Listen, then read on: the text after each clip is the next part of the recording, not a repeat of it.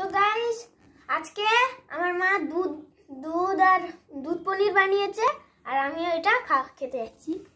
দেখি কেমন হয়েছে। বাবা মাখিয়ে নি আগে, বাবা অনেক গরম, আগে দেখি কত টেস্ট।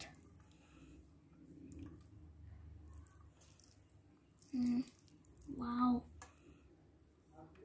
আমার হাত জ্বলছে কিন্তু কি করব।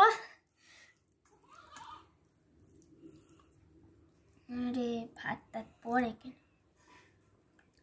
তো এবার আমি খেতে যাচ্ছি, দেখি। আর একটু সয়াক নেই।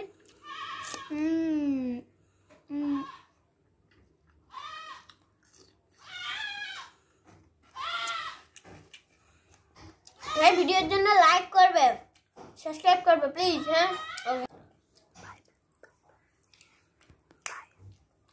তো বাই।